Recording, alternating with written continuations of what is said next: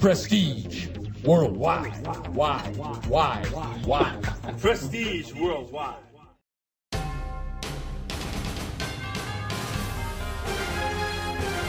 Prestige Worldwide welcomes you to the following presentation of the League of Extraordinary Dicks.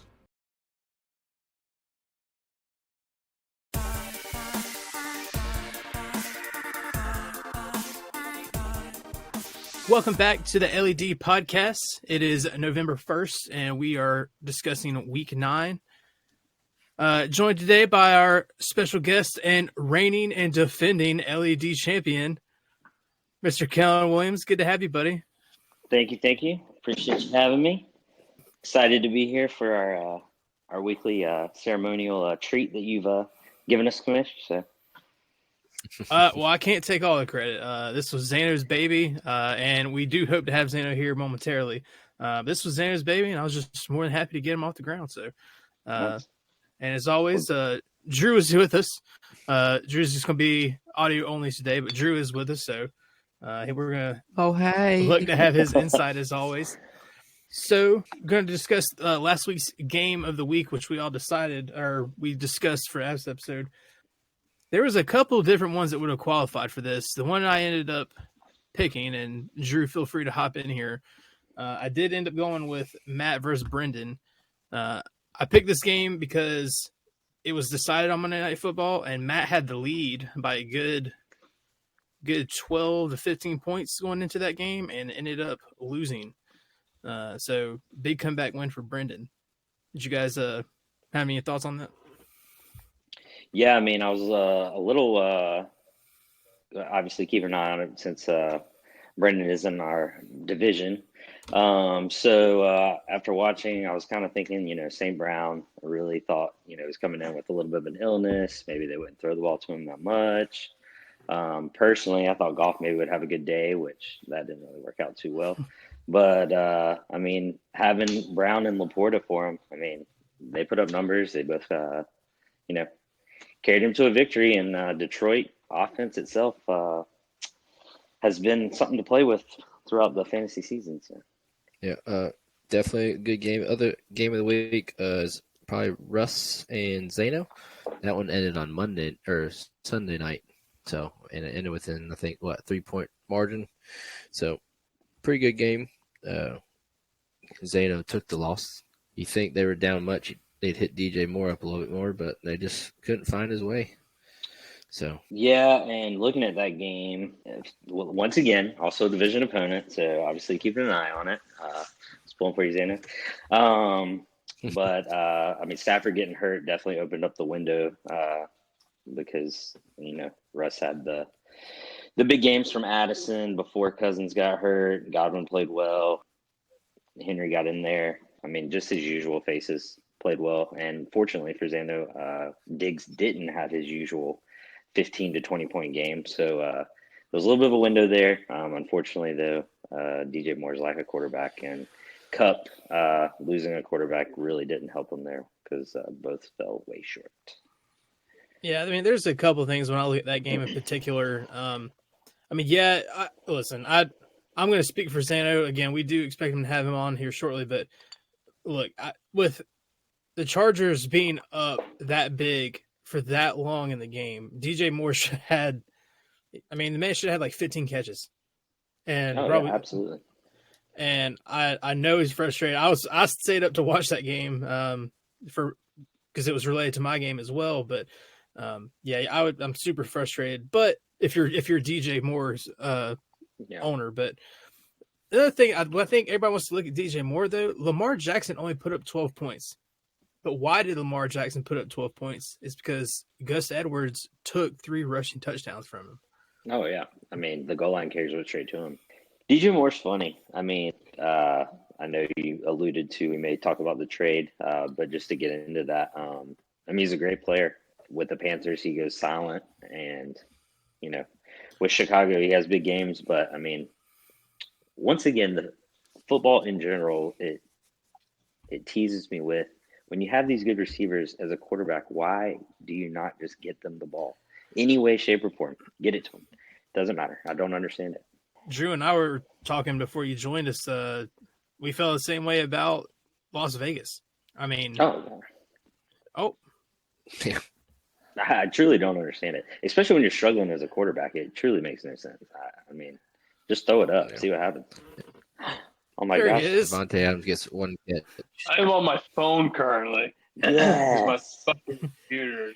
Shit. Hey, PG, come on now.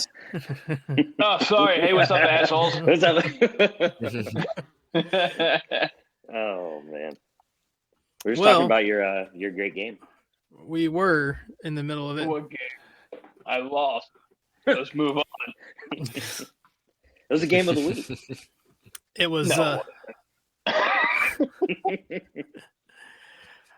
Well, I am glad you joined us because we brought up the game of the week. You listed a game last week, and then Drew listed a game last week. We're discussing your game versus Russ, and then the other one was Matt versus Brendan. So before, I guess we just already discussed Matt versus Brendan. Did you have any thoughts on that one?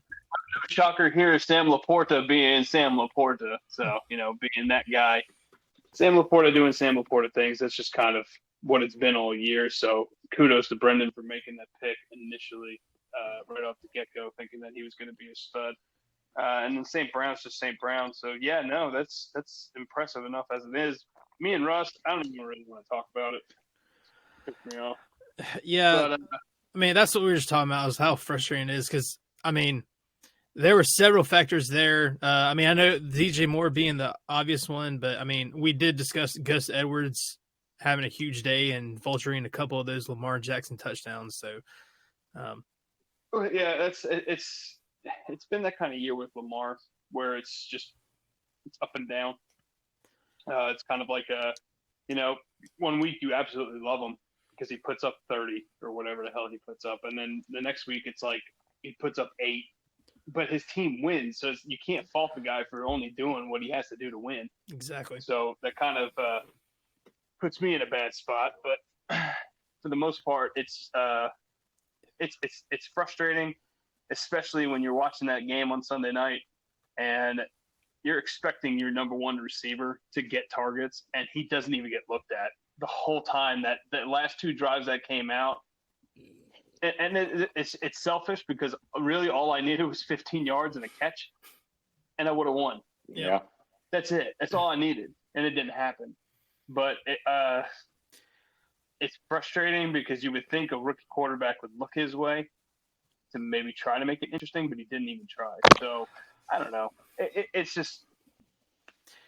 It is a bitch. It's a bitch. That was a hard one to swallow, yeah. Especially with me trying to get in the playoffs. Hey, I'll throw one more thing to you. Your kicker. That's a big one. That's where I would go. 1 against the Panthers. Yeah. 1 point. I mean, come on. I mean, right there. That's it. That's the 3. One field goal. The crazy thing is, I picked up Fairbairn probably week 3 or something like that, and he's been putting up consistent numbers. They come out of the bye week and lay a goose egg against the Panthers. No offense, Cody, but they really did. They shit the bed against the Panthers. Yeah. They really did. Cody will take a win when he can. Yeah. So it is what it is. On to next week, right? That's right. Well, we are on next week, and again, it looks like you're gonna have Joe next week with Joe having several players on a bye. So hopefully you can capitalize on that. Did we do a win recap? Only saying that because Kellen's here. Well, I beat him. I'll go ahead and do it. Make sure quick. we do a win recap. If you didn't hear, we're moving on to next week. I mean, come on, let's get. I got you. I'll go ahead and recap it real quick. Pina Cornflakes loses a huge Hefner 106-103. Carolina Rain beats Dirty Skivvies 117-103. Fourth and Schlong fails to win against Grizzly Adams Beards 119-84. Happy little TDs. Look at my man Bo and put up 150 points. Look at him. He's growing up, dude. He's growing up this year, is he not? Oh, yeah. He put up 150 against 113. Sarah had a very good game. Just unfortunate. Steel City gets a second win, 131 against 111. And then Peepin' Tomlinson's beats Matt Play Haters 109-101. Cool. Now we'll go ahead and move on to the injuries from this past week. A ton of quarterbacks on this list. Now, for clarity, I'm just looking at Sports Illustrated's week injury report. Kenny Pickett still out with ribs. They got Tyrod Taylor with a rib injury. Probably one that's going to affect you, Zeno, as well as Jeff. Matt Stafford out with a thumb injury. However, they're saying it's not going to be an IR stint. It should just be a couple weeks. I know he didn't practice today at all. Derrick Henry had an ankle injury. Tajay Spears also had an ankle injury. And then, I guess to continue on the Titans, old Ryan Tannehill had an ankle, but opened up the door for the coffee mayonnaise, banana peel eating disgusting human that is Will Levis. So, Yeah, I don't know how that happens. just hopefully, I'll be honest with you, it's good to have another quarterback who could put up some consistent numbers. So I'm definitely pulling for Will Levis over Tannehill because Tannehill has not done jack in years. Well, speaking of, what did Levitt do to get his yards? Just threw up prayers to Hopkins, and look what he did. He makes plays for him. That's a great point. Yeah, I mean, it's that simple. Quarterbacks get the ball to your people. Yeah, I mean, but you think that Tannehill would have done that at the beginning of the year? D-Hop's one of the best receivers. I don't understand it. And I he wasn't don't doing it. understand it. I don't get it. So I don't know. He didn't just do it throw with up, Brown he's gonna either. try to go get it. He did it 1 year with Brown, and then turned around and just Yep. never threw to him. So, It's crazy. and last one here of note is probably Darren Waller. I actually saw on Twitter today the media talked to him, and he says like it's probably going to be a little bit. He probably going to be a couple of weeks at least. So, but that'll be the last one of note. I'm not shocked. I mean, it's Waller. Hurt toe, 6 weeks. I mean, what do you say? Yeah, we've I know we had this discussion before. I mean, he's such a big name, Not wrong. and he's consistently a big name. But like, has he finished a whole season before? And maybe once. Probably the year that he came on the scene is huge. With Carr and the Raiders way back, 4 years ago maybe.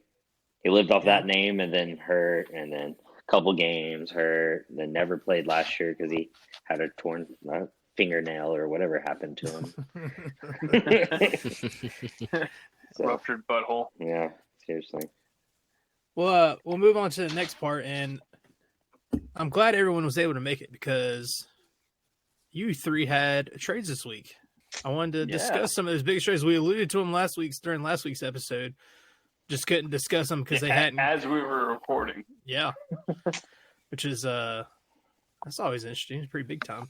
So the first one that went down was just before last week's episode. Was Drew had a trade with Bowen. Drew sent CeeDee Lamb and Isaiah Pacheco to Bowen in return for Austin Eckler and Brandon Ayuk. So, Drew, talk us about how that went down and how you feel about the trade.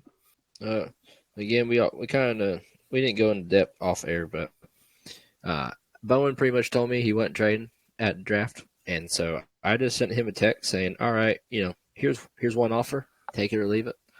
And it started off with it was Eckler and Pickens for Lamb and Pacheco, and he said, "Ooh, I'm not really feeling Pickens. I'll give you Ayuk," and I didn't think Ayuk was really in play. That's why I didn't even put his name in there, and so it worked out because I like Ayuk better than Pickens. But yeah, I wanted a number one running back, and I mean obviously I got him, but I didn't want to give up CeeDee Lamb's potential, and obviously that's what happened for Bowen this week. It's because I knew what he was capable of, and good God, if I didn't give Bowen probably the scariest duo of receivers. Yeah. In Lamb and Brown. Well, Lamb, Brown, and Thielen. I mean, that's a stacked. No. Oh, and Jalen Hurts. This is Jalen Hurts stacked with AJ. So. Yeah. So, but overall, I'm so happy with the trade. I think Pacheco for Eckler, definitely a huge improvement, and I think Eckler's just getting the ball rolling. He's leading the league in touchdowns over like the last couple of years, so I expect it to kind of get back to normal for him hopefully soon. do good boost there. You were looking for a running back, and you got a whale of a running back. So good job there. Then in the middle of last week's episode, Zano and Kellen both wheeling and dealing in the middle of the recording. So a big 6-player trade where Zano sent Rasheed Rice, Devontae Adams, and David Montgomery to Kellen in exchange for Joe Mixon, DJ Moore, and Terry McLaurin. So Zano, since you were the one who caught us by surprise in the middle of that show, tell us, I guess just tell us like who initiated what and how you feel about it. I think I might have said something to Kellen about Devontae. Is that how it started? And then yeah, you mentioned Devontae and Mixon trade. All right, you mentioned that you're willing to get rid of Devontae and looking at Mixon. So and then from there, the wheels started turning to figure out what could be in play. So I love dealing with Kellen, by the way, because it's in both of our minds, it's as fair as we could possibly make it without it being stupidly one-sided. So I think that started at what, like 9, 10 o'clock that morning. We didn't get anything finished until 8, 9 o'clock that night. So, I mean, It took a while. It wasn't just something we just jumped into. So it was just trying to make it as evenly, even for both teams as possible before we actually jumped into a trade. So, unfortunately, Devontae laid an egg and then Montgomery didn't play, but I don't see that being the case long-term because look what happened with the Raiders. They got rid of Daniels. They got rid of the OC. They might start targeting the guy that they paid and traded it for and try to get, the bang for their buck. They're going to have to get him involved now because it's looking bad on them to just let him sit there. And the only thing that I'm worried about now is that Montgomery has to deal with a Gibbs that turned it on. I don't really know what's going to happen with that. But yeah, so to piggyback, Mixon hadn't really done anything, so obviously he showed up this week. Better than he had on your bench. That's why he was there, because he hadn't really done much. Yeah, so, for me, the way I looked at it was, you mentioned get rid of Adams. I had Mixon. Stevenson, I feel like, is up and down for me, actually just down. But, he's at least a starting running back, if you call him that. Hall, I feel like, is pretty strong for me. And I felt like with Jefferson coming back, if somehow I could tag team him before Cousins gets hurt, and Adams got back to playing anywhere close to his capabilities, then between them two and then having Higgins as a third or filling in a third with somebody else, Montgomery would easily fill in once healthy, which I assumed would be, after his bye week. So I figured I could take a loss this week or last week, and then hopefully struggle through Sarah's game and maybe get a win, and then see if everything can kind of come together after that, because Jefferson should be back now. At least he has Dobbs, so we'll see what happens. But, overall, I'm still happy with the trade. I feel like both of us got players that help our teams in different ways. The bottom line is the talent has to produce, and just like any fantasy football team, who knows? Yeah, because, I desperately needed depth. And wide receiver help is really what I needed, so that did help me out.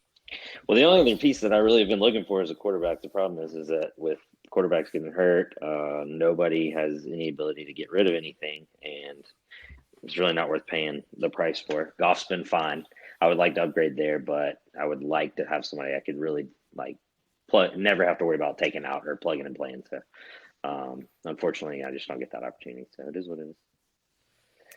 Yep, and then one more trade between Drew and Matt. Drew sent Jerome Ford and Gus Edwards to Matt in exchange for Jalen Waddle. Now, initially, I could say people would be like, "This looks a little uneven," but it sounds like Matt's pretty happy with the trade, from what I've been told. So, Drew, how did you feel about the Waddle trade, and tell us how that went down? That was a process trade. That started Wednesday and went to Friday, and it was pretty much Stone. We were talking Wednesday, and it sounded like we had a deal in place for two different, or a player that was included and another player, but he eventually just didn't respond. Thursday went through, and I said, "We still doing this trade or not?" And he said, "I don't think so." And then Friday came along. I said, "All right, I'm gonna throw one more offer out there because I really like the quarterback receiver duo when you get them." And this was more of a supply and demand, I guess, trade because Matt had no running backs, and I think that's what kind of pushed Matt over the edge with the trade was getting him a couple of running backs to pair up with Bijan because you can't. It's pretty hard to win in fantasy when you're playing both Atlanta running backs. Yep. So, But Jalen put up a good week for you. I know as the Tyreek Hill owner, I am pretty jealous because I wanted that. I really still do want that stack, but as we've mentioned before, I just don't. And Kellen just alluded to this very thing. I just don't think people are going to pay a lot of, capital to go get a quarterback that's not named Josh Allen or Mahomes. I mean, honestly, if you look at the top quarterbacks this year, who has shown up every week? Hurts, Allen, and Tua. Mahomes has underperformed. I mean, he hasn't been what you would have expected. And other than that, everybody else is up and down. I mean, nobody you can really truly say is like, hey, this is my guy. Actually, Cousins. Cousins actually has been one of the best, unfortunately for you, Cody. But, I mean, honestly, if Fields even got healthy, I don't think you were going to ever play him again anyways unless the bye week. Yeah, it was definitely true in that way because, I mean, Fields put up 2 good weeks where I was like, all right, it's time to roll him back out. And because I drafted him first, and I think I took Cousins later in the draft, but I was all in on Justin Fields, and he just couldn't live up to it. And then he started throwing DJ Moore 3 touchdowns, so I was like, it's time to start him now. I just couldn't, and it never was sustained. So yeah, I mean, honestly, for it to be such a passing league, it's still kind of odd that the numbers quarterback wise are so up and down. Like, I mean, it's week to week. Unfortunately, it's just week to week. So, let's move into the questions portion of this. Now, Kellen, if you've been watching, these questions are a little all over the place. We talk football, we talk random stuff. Yeah. So, I'm going to start off with a LED question because you just alluded to with the quarterback scoring being relatively the same. Are you a fan so far of the half-point PPR? I am. The biggest thing I would say, I do like it. Number one, I think with the standard, without the half PPR, it really just makes the waiver wire and stuff just such a pain. I mean, it's hard to find value of anything out there. But the half PPR, at least it adds like, hey, it doesn't have to be just a lucky touchdown. It could be somebody that, even like a Renfro in the past that will get 7-8 catches and 35 yards, and he still is like, okay, well, fine, I'll take 8 off the waiver wire, whatever. So it gives you the ability to like look when you need somebody on bye weeks or whatever, and just say, hey, they get 8 targets a game, make 7 catches, give me 25 yards, and at least you're not a dud. Back in our old days, it would have been like, okay, there's 2.5 points for nothing. So, it's a waste. So, I mean, it just opens up the ability to pick up people. So, I mean, I like it. Overall, I still think you still see that running backs still are the position that if you have them, it makes you a big boost because, I mean, the receivers do get catches. I mean, even the middle tier isn't that far off of the top tier when it comes to having these huge weeks. I mean, you can even look at somebody like Gabe Davis with the Bills. I mean, he puts up pretty good points. Diggs is still their number one, but I mean, Allen throws the ball all over the yard. So, there's points to be had there. I mean, we've got multiple teams. I mean, look at Addison just picking up after Jefferson gets out, and he's just putting up mad points. I mean, so receivers, I mean, they are, but still, regardless, I still think the running backs still carry the load for if you have them. That's where the money can be made. Zane, I mean, are you seeing a difference either? Because we have talked about half-point PPR in our previous episodes, but I don't think we really – now that we've got 8 weeks into the season, I mean, are you seeing a big difference in the way you're building your roster? It definitely makes or breaks games for you down the stretch. because I mean, if you build your team more around guys that you know are going to get at least 7-8 targets a game, it could drastically change the outcome for you. Right now, I don't really know of many games that it's really completely affected, other than maybe this past week, and there might have been a game before that was really tight. That could have swung one way or another. But yeah, it definitely does help. But it does help build your team a certain way compared to what it's been in years past. Like Kellen was saying, you go for a guy named Hunter Renfrow, like he said. He gets 6-7 targets, catches all those targets, and only gets 20 yards. Well, dude just put up another 3.5 points. So it does help in the long grand scheme of things, especially when it comes to bye weeks and stuff like that. But I'm not really sure if it's really played too much of a made too much of a difference just yet, because I don't really think there's been games that have been so close that a half PPR has really played into it.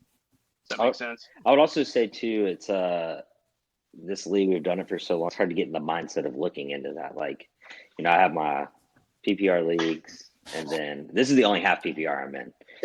So the PPR leagues, you obviously have that mindset, but this league too, I think we've all been playing it, so what we've learned of each other doesn't really apply anymore to how each person sets up their team. So it's definitely filling out stage. I think over time we'll see even more of a change as it goes year by year. So. Oh, sorry. I was just saying, I think you can tell, not from a player wise, but you can tell points wise that half PPR is making a difference. Yeah, because you used to have games in the 80s and 90s, and now you're having consistent games in the hundreds. Yeah, just to pick off what Drew said, I am going to present a little bit of data from years past to what this year reflects, because to Zano's point, games that are typically hovering around the hundreds, not the high 90s now. Whereas normally, in the years past, if you scored 100, you probably should win. That means you were really doing work. So I will present some of that at the end of the season, so we can see how it's affected everything. So, yeah, I just wanted to see it because you and Matt doubt that we're the ones that were really pushing for just some changes here and there. And I know I gave credit to Doubt that mostly for that one, but you have some other ideas as far as like fab and doing getting rid of the waiver wire stuff. So yeah, the league that we tried that stuff in was just hard to navigate. So I don't know how it really felt, but I don't think that's really a way to go either. I don't know. I guess I just don't like the waiver wire period. Well, if it's a player I need, I wish I could get him. That's basically how I feel.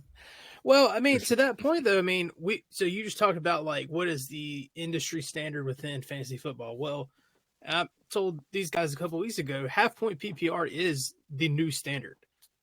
You find very few leagues that do standard scoring anymore because, I mean, offense puts people in seats. Offense is what makes people excited to watch these games. But half point PPR, at least from what the other experts and things will tell you, is that it's just enough of a incentive to get those extra points, but it's not so heavy. Because I have a problem with a guy catching a pass and then only getting, or like maybe losing a yard, and he still gets credit for 0.4 points. Yeah. So, but if that was a full point PPR, he'd get he'd still get the full point, and then even it could be even worse in some leagues. So that's now that part is one industry standard, and then the other part was most people have gone on to the FAB, which for those listening, that's the free agent acquisition budget. So normally that starts as like you get $100 at the beginning of the year, and you can use that money to bid on free agents throughout the year. So that's what, again, I keep saying the standard, but I mean, for most podcasts and TV shows I listen to on fantasy, that's what most people consider to be normal now. So I do see that a lot. I guess my biggest thing is no league I've ever been in has ever done it, so I've never gotten accustomed to it. So it's very hard to change like a whole new way of thinking. So I don't think it helped either doing only 8 men. Yeah, that's Yeah. true. And Eight-man two people, league. some people had 2 teams, so yeah, it was very hard to so- figure out and navigate that part. So I mean, I can see that. because you coming down to it, you're gonna do it. You're gonna have 12 people bid instead of just 8. Yeah. And that was also a league you didn't care about. Yeah, I agree. Like, I mean, we cared about it. But, So, is I mean, anybody you in a weren't- league you- that does it? I was gonna. No, I'm not. No. But again, I see that's like the way things are going. But I worry about if I tried to put something like that into LED, that there'd be just a huge revolt about because we're all trying to like traditional players. So I'm also of the opinion if it ain't broke, don't fix it. So I know that. You should go ahead and put it in, You Cody. told me that before. Drew says I should go ahead and put it in. You think that's a good idea? Yeah, put it in so we can vote. Collusion. Put it in so we can vote, and then everyone will vote for me. It's life. Oh man. I mean, honestly, fantasy football though. I mean, regardless of what we change, it changes every year. The offenses are changing. It's way more pass heavy, regardless. Like I said, more high scoring. So to have PPR, it makes sense to adjust. But dude, the football players are pussies now. They are hurt every single week. They don't practice all week long. They're like on Friday, like, well, maybe I'll decide. And then they're like, oh yeah, off the injury report, playing Sunday, full go. Like, I mean, it's just, oh my God, it's so frustrating. I just don't get it. I would love to have you back on to discuss that very thing in the off season because I mean I agree with a lot of what you just said. So, but I mean we're not involved in the CBA, so. if I was, I'd be like, look, announce it on Wednesday or just don't play. Like, I don't want to hear it. You're either hurt or not hurt. I don't care. Well, Xander, Drew, do you got a question? I do. Good. All-Star Thanksgiving dinner. Oh, All-Star Thanksgiving All time. dinner. Yeah, because the holidays are coming up, might as well go to it. So Thanksgiving's coming. All right. What is your What's go-to Thanksgiving dinner? All right, so we got a main. Let me. What am I Anything marinated and everything to? is on the table. All right, No, so no for me, worries. I'm going with my family's always done turkey and ham. So honestly, we don't do it anymore. We used to do like a Cajun turkey, and it was fantastic. And actually, it's because we had some family that was from Mississippi that used to bring it up. So it was really good. I haven't had it in a long time, so maybe I'd probably have it now, and it wouldn't be as good as it was. But turkey, obviously, it's a classic. I love going with that. And then the ham, we do like a smoked like shoulder ham, so it's not like your spiral style, and it shreds almost like a barbecue, but it's got like the ham taste to it. It's fantastic. Nobody I ever know really has ever had it or ever eats it, and it's really hard to find now. So I know Meg and my mom and my brother's wife have already started trying to look around and see if anybody has got them, because I think it's called like it's a shoulder or something like that. I can't remember. But it's really good. But ham in general, that's my other one.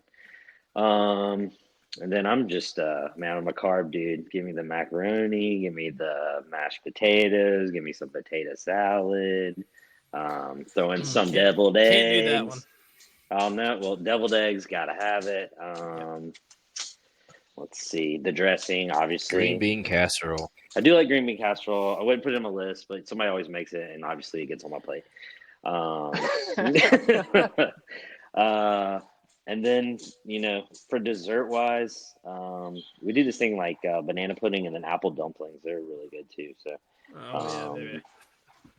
but yeah, I'm a carb dude. When it comes to the sides, just throw all the carbs on there and just let me eat. So it's good to go. What about you guys? I'll go. Give me a nice big old thing of turkey. I like. My stepdad does a deep fried turkey, delicious. And so, deep fried turkey, and then throw the mac and cheese, the green bean casserole, the mashed potatoes, and what is it? The Hawaiian rolls. Got to have a Hawaiian roll. Oh yeah. Absolutely. And then that's pretty much on my plate right there. That's about all I want. Do you take the bread and like switch it all around the plate to get all the juices left at the end and just eat it out? That's what. Oh, absolutely. You got to. Absolutely. Bread with whatever juices left on the plate. Now, I do have a question because I heard a couple of things when Kellen was talking. I know Zano's not, but Drew, were you born in North Carolina? Yes. Yeah, he's Charlotte. And Kellen, were you born in North Carolina? Yep, born and raised in New Trail. The only reason I asked is because you called it dressing, and I was like, No, it's stuffing. "Thank you, there you go." That's what I was looking for. Stuffing, my man. Okay, yeah. No, I'm not hating, but I do ask. That's why I asked. I was like, because I mean, you go up north, or you go out far enough out west, or hell, even far enough down south. I mean, they start calling everything different. And you both mentioned macaroni and cheese. There's a girl I work with. She was like, macaroni and cheese, you don't do that at Thanksgiving. Xander, do you feel the same way? Or Yeah, no, we don't do mac and cheese. that is What? blasphemy. That's in That is- every Yeah. single holiday meal right there. Yeah. And literally Nah. for my kids, it's a daily meal. So So all right, so my wife, her family, they do mac and cheese. But when it's us, it's mashed potatoes. now, where's she from? Oh, that's why we do both carbs. You gotta have both. Exactly. I mean, don't limit Well, yourself, dude. You're missing out. Well, hold on a second. We get 2 Thanksgivings. Sorry, I can have one. So, but we don't even do ham. Like I'm not used to having ham on Thanksgiving. We've always done turkey. Christmas is more of a ham. Yeah, I was going to ask that exact thing, like, because my family's like Kellen, where they do both. But I do feel like ham is just strictly a Christmas one. Like, it'd be weird to roll out a turkey at Christmas, right? Yeah, don't do turkey at Christmas. We actually started doing the prime rib for Christmas, or like some type of fillet, like chunks that we do on like the grill and stuff. And do it. We like one year we did like a bourbon.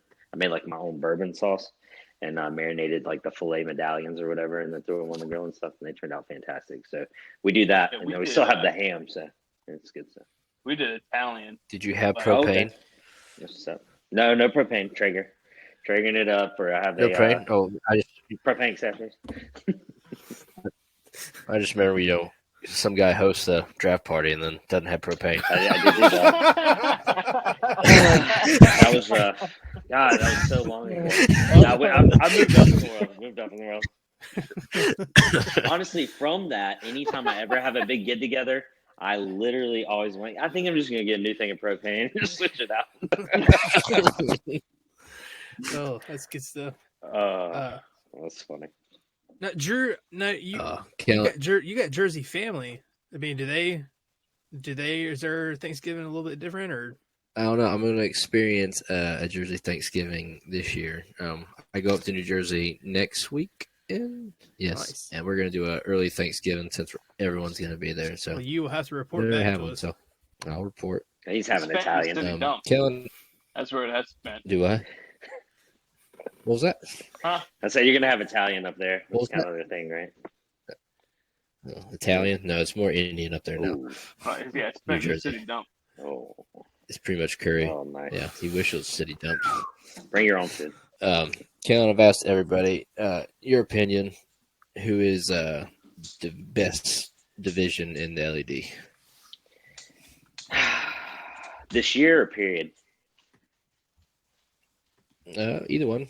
I mean, go overall, I guess. I would. We'll do this year. How about that? We'll sell for this year. This year, honestly. So after talking some nonsense to Apparel on draft night, they seem to have decided to come down a little bit from their usual up and almighty high scoring division that they have. I would say they are not there this year. Man, between the Lodge and Team Sports division, those are pretty even.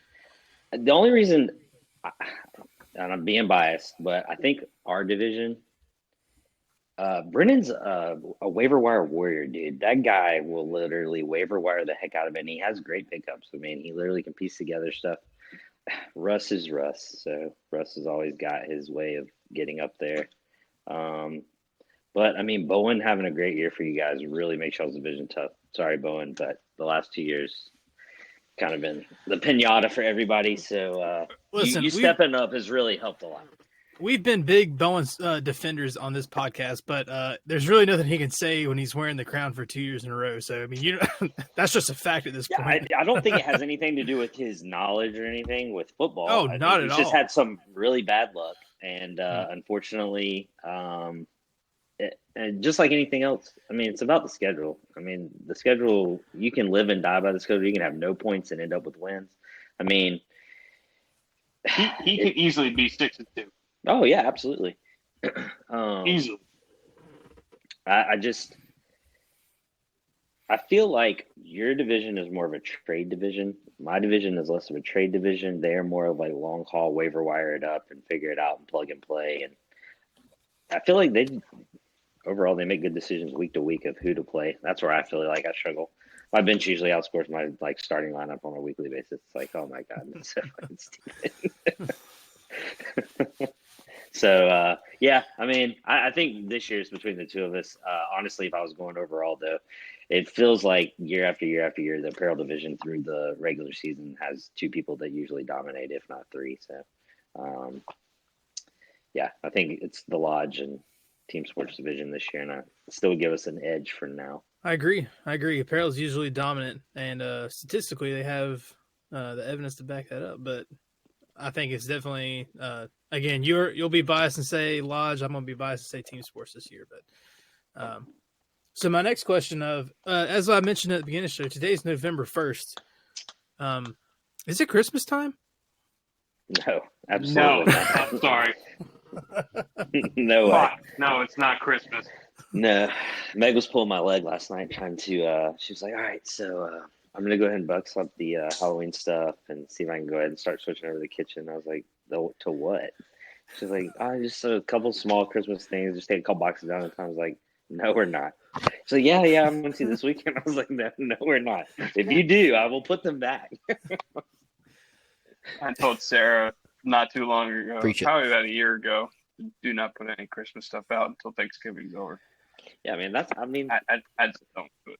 We do a live, Is it Drew? A real tree every year. So the real tree can only last from like, at best, right after Thanksgiving through the new year. So there's no point in even starting the rest without the tree.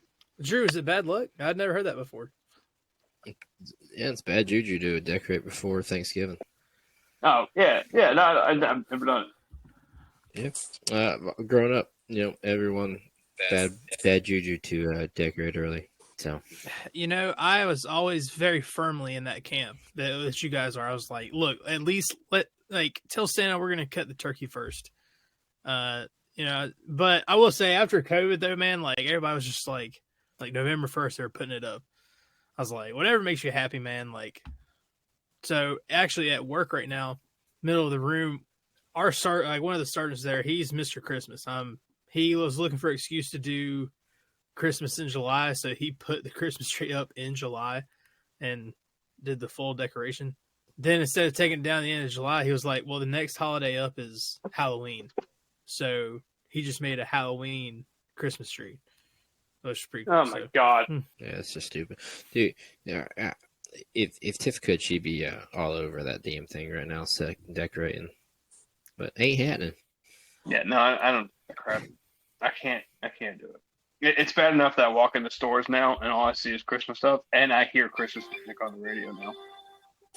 All because this November started. I went to Walmart today. They're already decorating for Christmas. It's stupid. Oh, yeah. Like Christmas lights out, everything. I mean, it's ridiculous. Obviously, they had an overnight to get everything out, up and out.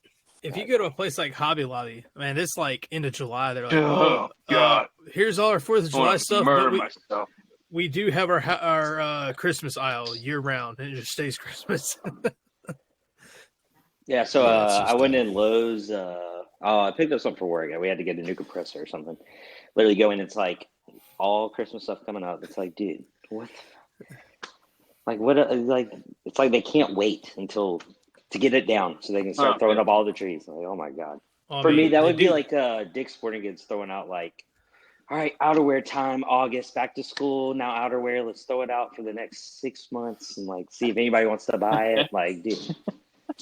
Look, I'm just saying, of the 4 of us, I was there most recently, and that's not that weird a thing. Like what you just said actually happens every now and then. With the outerwear? Yes. I was this time last year. I was working at Dick's Sporting Goods. I did 1 year. Oh yeah. There. I feel like we waited till like at least end of October for outerwear. No. Well, no, you had to do it before October because you remember when we were all there, they had to get those fuzzy North Face jackets out that were October, the breast cancer ones out. Oh, that's right. That's right. Oh yeah, those I pink guess ones. as soon as football, like beginning of football was over, they rolled that away and then switched it out. You know? Yeah. So it's really like, hey, high school football's ramping up. Time to put outerwear out. Well, they did start. Football started like becoming like the June, July type thing. So football kept moving earlier and earlier and earlier. Just say I'm glad to not be there anymore. Sarah and Bowen were very, very good to me. It was not a Sarah and Bowen thing. I think I hate the general public now so much. I can't stand it. So, but anyway, Zeno, Drew, got another question? I got 5 questions for both of these guys that I'm just itching to go ahead and jump into. But that's all right. Now would be a good time to do that. Go ahead and transition to a little trivia here. Since you got the questions, I'm gonna let you ask them, and I'm gonna set the timer for you. Kellen, since you're our guest and you're taking on Drew today, you get to decide if you want to go first or you want Drew to go first. Drew can go first. Okay. And if you would be so kind as to take your headphones out. Ladies first. Ladies first. I'm ready as long as Drew's ready. Yeah, go ahead. All right, I'm going to start in 3, 2, 1. Drew, how much wood could a woodchuck chuck if a woodchuck could chuck wood? 24. Name 2 of the last 5 NFL MVPs. Mahomes and Lamar Jackson. 15 seconds. The inaugural season of the L.E.D, who was left out of the currently. Sorry, Cody. Start that over. Cody. Okay. Cody. Who holds the record for the most rushing yards in an NFL career? Adrian Peterson. Name the current NFL leader in passing yards. Tom Brady. Oh, Jesus Christ. I don't know. It's the same thing that happened last time, I think. So, yeah. Oh my God. I was throwing Josh Allen if it even counts. All right. So you got 1, 2, 2. You got 2 out of 5. What was the first question? About 700 pounds. Oh, Jesus. Oh God. I wasn't expecting you to get that right. I was going to get that right. All right, Kellen. The door has been left open. I will just say that.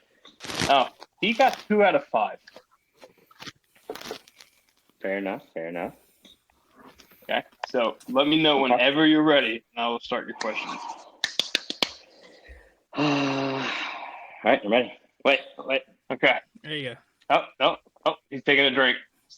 All right. I'm ready. All right. First question. I'm going to start in 3, 2, 1. How much wood could a woodchuck chuck if a woodchuck could chuck wood? However much wood is in front of him. Name 2 of the last 5 NFL MVPs. Mahomes.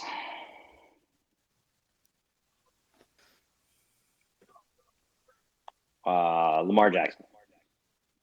The inaugural season of the L.E.D, who was left out that is currently a part of the L.E.D? Wait, repeat the question. In the inaugural season of the L.E.D, who was left out that is currently a part of the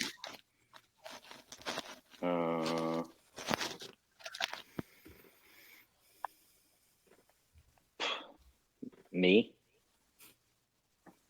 Who holds the record for the most rushing yards in the NFL career? Oh, you say career? See, I thought, Jesus. I need to listen more.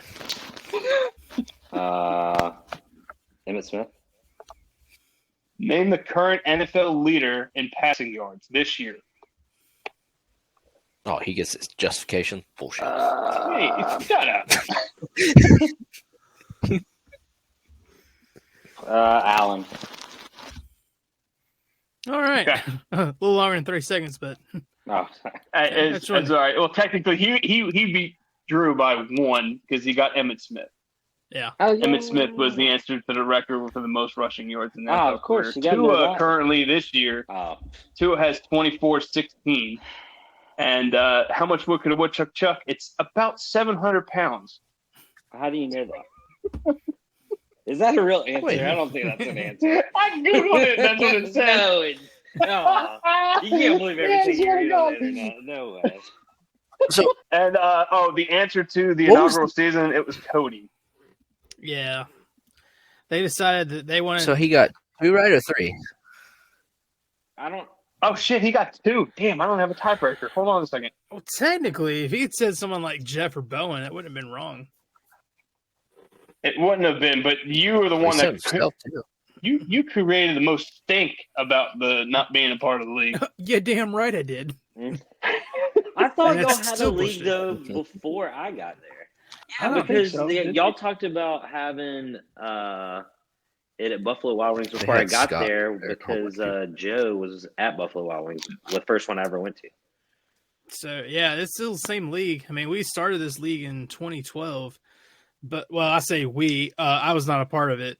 Zano started this league in 2012. Yeah, so I wasn't there either in I- 2012.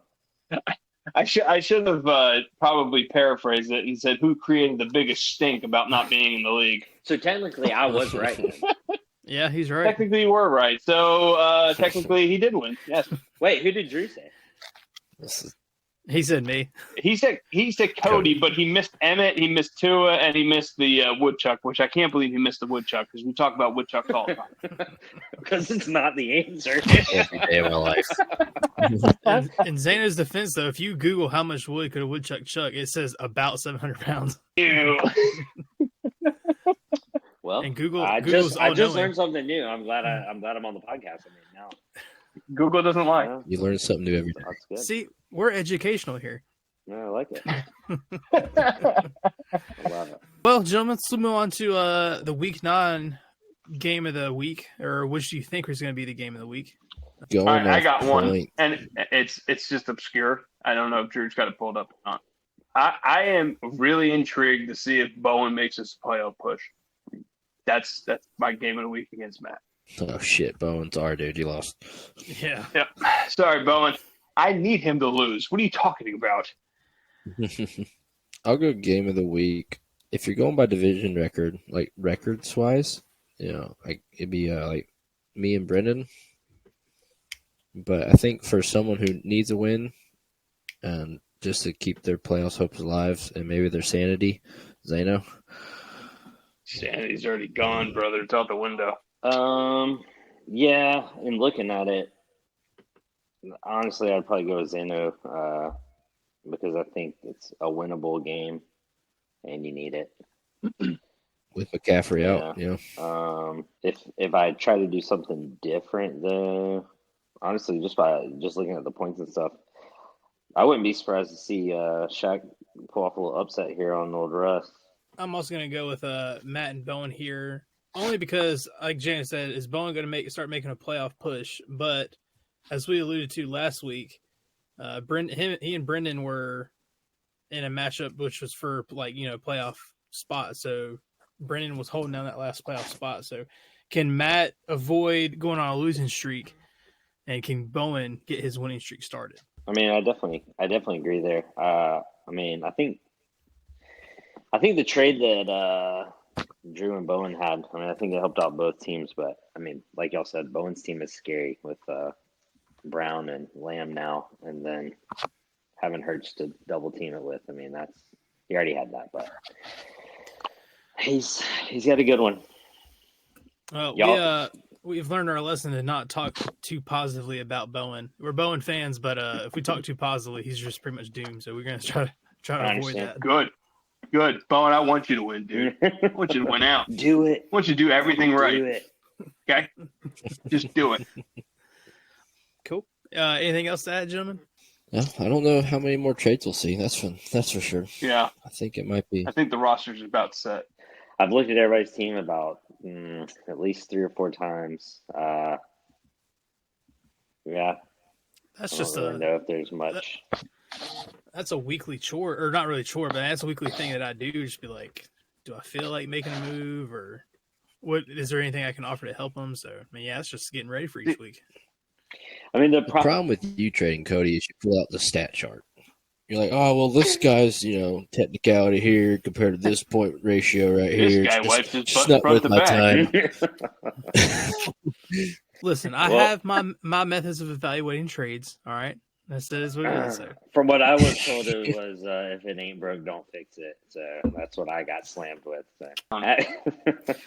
Shit. Hey, I do want to see though, Cody, what you're able to do now with no quarterback. Yeah. It's gonna be patchwork. It's gonna be patchwork, You baby. you may have a little broken piece now that you have to fix. Well, A little pink in the armor. maybe Yeah. Justin Fields can come back and do something for me. That's about the best I can hope for right now. Well, Yeah, that'd be nice. the best thing you have is a huge lead, and you can just kind of coast your way to figure it out towards the end. Yeah, how about you just stop being a greedy little dickhead Yeah. and just let everybody else have a chance, okay? Yeah, I think I got you something coming up. Just go ahead and throw me one. Well, listen, as Coach Danny Green said, who was it? Who said it? Herm Edwards. Herm Edwards said, Play to win "You the play game. play to win the game," and they are who we thought they were. Damn it, that's Danny Yeah. Green. Yeah, So, yeah, just trying to go 1-0 each week. So, Week by week, because somebody's going to be hurt every week. very Readjust. good. Mm-hmm. Well, Kellen, thanks for coming on, buddy. I hope you Thanks. enjoyed it, and we would love to have you back. Awesome. I appreciate the invite. Enjoyed talking to all you guys and shooting the shit. So we'll figure it out before the end of the year. Unless my playoff hopes are just drizzled down, then I'm just going to come on here and talk mad shit about everybody else.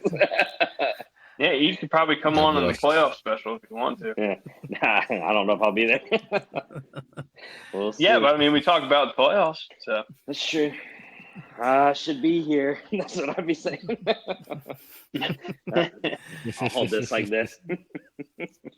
Not giving it up. Not giving it back. Hold it while you can. Well, gentlemen. have a good night. I appreciate it. Drew, hope your family's well. Xana, hope your little ones are well. Cody, hope your wife is well. all good, man. Cool. All good. Peace out, Have a good one, guys. fellas.